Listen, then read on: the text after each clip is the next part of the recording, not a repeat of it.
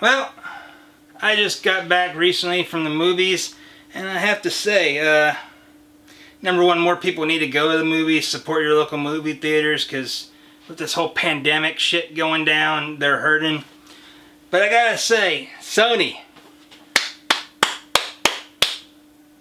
you usually fuck up everything, don't you? But somehow, some fucking how, Sony, you can't get me a PS5, can ya? But you can give me a good Venom movie. Hell, 2 good Venom movies.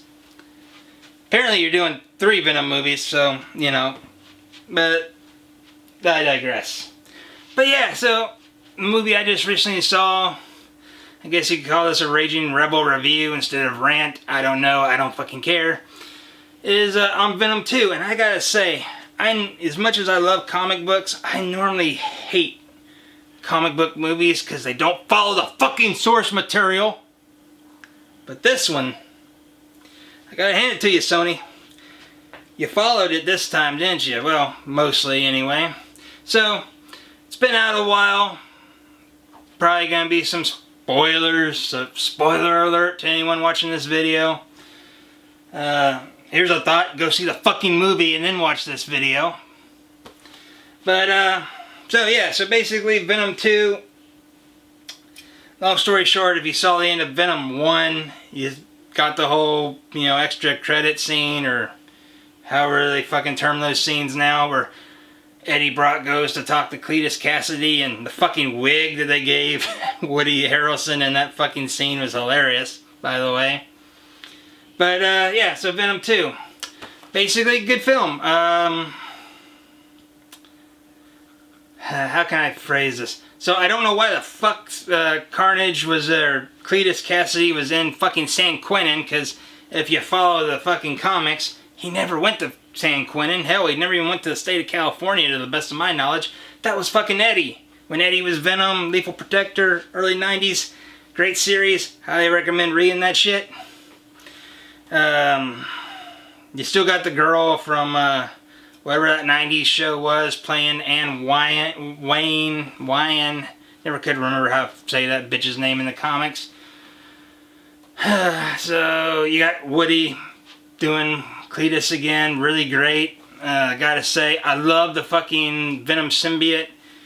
I thought it was kind of cool that they touch on shit that like he fucking like eats chocolate and chickens. I thought that was fucking hilarious. Let's see, what else? Oh yeah, so, now, some of the shit they got wrong, that they really got wrong was, for instance, how old Cleet gets the fucking Carnage symbiote, because he apparently fucking bites fucking Eddie Brock, fucking gets it, blood on his fucking finger, fucking licks it. I don't fucking remember. And then, fucking goes into him, and that becomes Carnage, which that's not how it happened in the comics. Any 90s, 2000s, 80s kids, you know, like me, know that Eddie Brock and Cletus Cassidy were cellmates, and the fucking Venom symbiote came to break Brock out, left a piece of itself, that became Carnage. I didn't really understand why the fuck Shriek was in this movie, because this wasn't a Maximum Carnage storyline, and that's where fucking Shriek and Carnage met, was at Ravencroft, but apparently in this fucking movie they went to the same fucking orphanage. So I didn't like that shit.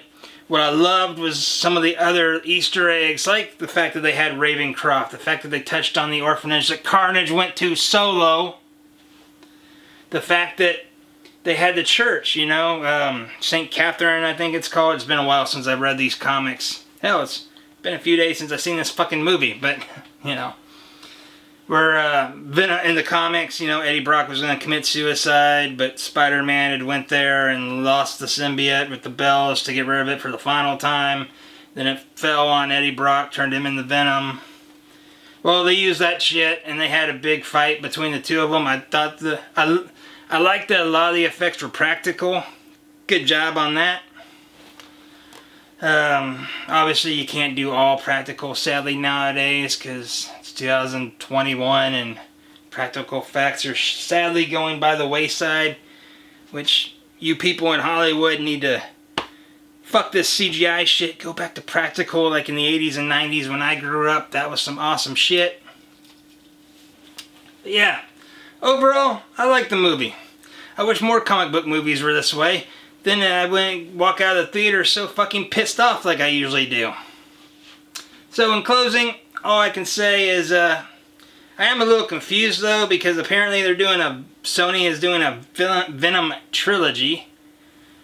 And they used Riot of all characters as the villain for the first movie. Again, spoiler. But hey, that came out in 2017 or 18. So if you ain't watched that movie by now, are you really going to watch the fucking movie? And then they used Carnage in this one. And apparently they're doing a third one. And who the fuck are they going to use as the villain for that? I guess I could use Toxin, but at one point Eddie Brock becomes Toxin. So I don't see how that could fucking work. So anyway, all I can say is good fucking movie, Sony. Keep on making them. Other than that, and this is not a plug for Sony, this is not a plug for fucking Venom or Venom2 or Carnage. It's just a good fucking movie, and if it was a bad fucking movie, I'd say the same thing. So, all I can say in closing is stay true to yourself and never ever be afraid to carry the fuck away.